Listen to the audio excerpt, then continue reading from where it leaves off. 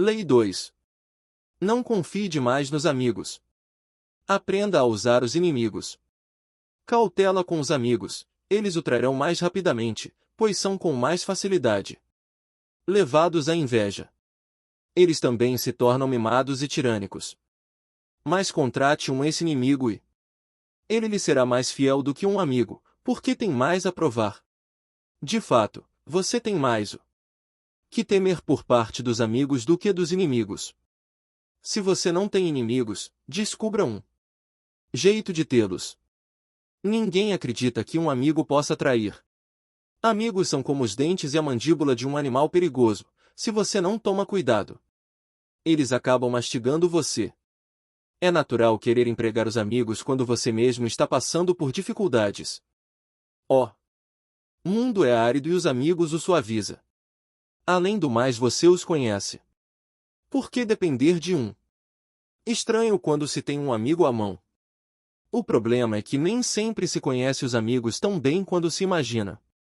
Eles costumam concordar para evitar discussões, disfarçam suas qualidades desagradáveis para não se ofenderem mutuamente. Acham graça demais nas piadas uns dos outros. Visto que a honestidade raramente reforça a amizade. Você talvez jamais saiba o que um amigo realmente sente. Eles dirão que gostam de poesia, adoram a música, invejam o seu bom gosto para se vestir, talvez estejam sendo sinceros, com frequência não estão. Quando você decide contratar um amigo, aos poucos vai descobrindo as qualidades que ele ou ela estava escondendo. Curiosamente, é o seu ato de bondade que desequilibra tudo. As pessoas querem sentir que merecem a sorte que estão tendo. O recibo por um favor pode ser opressivo. Significa que você foi escolhido porque é um amigo, não necessariamente porque merece. Existe quase um ato de condescendência no ato de contratar os amigos que no íntimo os aflige. O dano vai surgindo lentamente, um pouco mais de honestidade, lampejos de inveja e ressentimento aqui e ali, antes que você perceba, a amizade se foi. Quanto mais favores e presentes você distribuir para reavivar a amizade, menos gratidão receberá em troco. A ingratidão tem uma longa e profunda história. Ela tem demonstrado seus poderes há tantos séculos que é realmente interessante que as pessoas continuem subestimando-os. Melhor prestar atenção. Se você nunca espera gratidão de um amigo, vai ter uma agradável surpresa quando eles se mostrarem agradecidos. O problema de usar ou contratar amigos é que isso inevitavelmente limitará o seu poder. É raro o amigo ser a pessoa mais capaz de ajudar você, e, afinal, capacidade e competência são muito mais importantes do que sentimentos de amizade. Todas as situações de trabalho exigem uma certa distância entre as pessoas. Você está tentando trabalhar, não fazer amigos. A amizade, real ou falsa, só obscurece esse fato. A chave do poder, portanto, é a capacidade de julgar quem é o mais capaz de favorecer os seus interesses em todas as situações. Guarde os amigos para a amizade, mas para o trabalho prefira os capazes e competentes. Seus inimigos, por outro lado, são uma mina de ouro escondida que você deve aprender a explorar. Como disse Lincoln, você destrói um inimigo quando faz dele um amigo. Sem inimigos à nossa volta, ficaríamos preguiçosos. Um inimigo nos calcanhares aguça nossa percepção, nos mantém concentrados e alertas.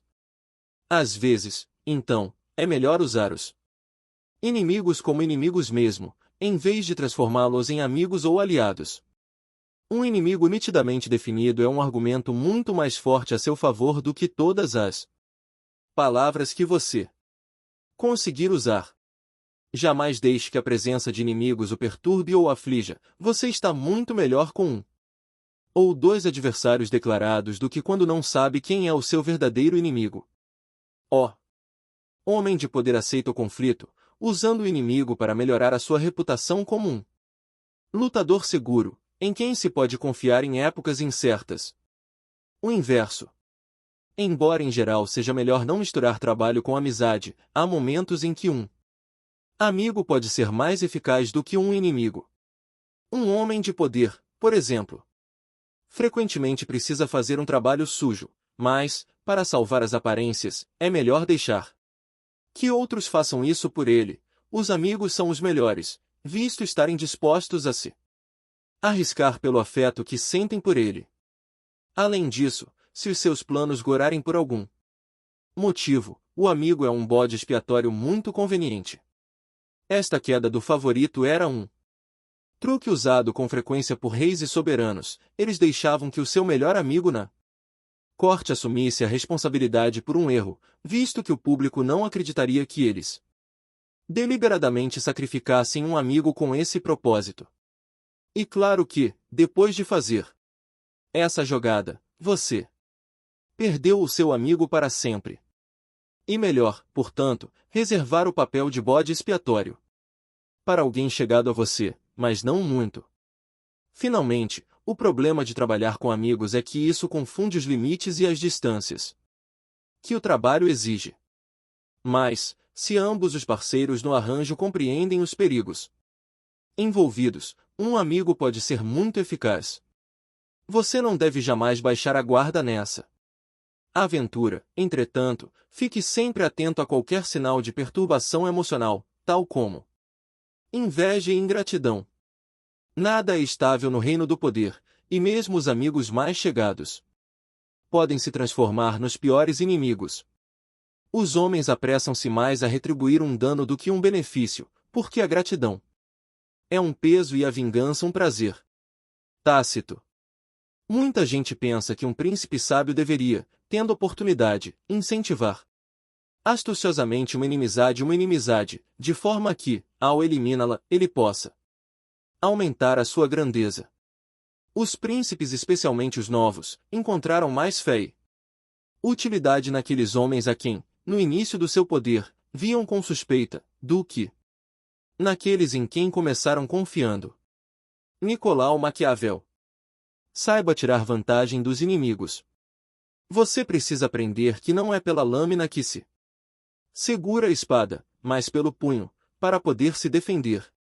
O sábio lucra mais com seus inimigos do que o tolo com seus amigos. Baltazar Gracian.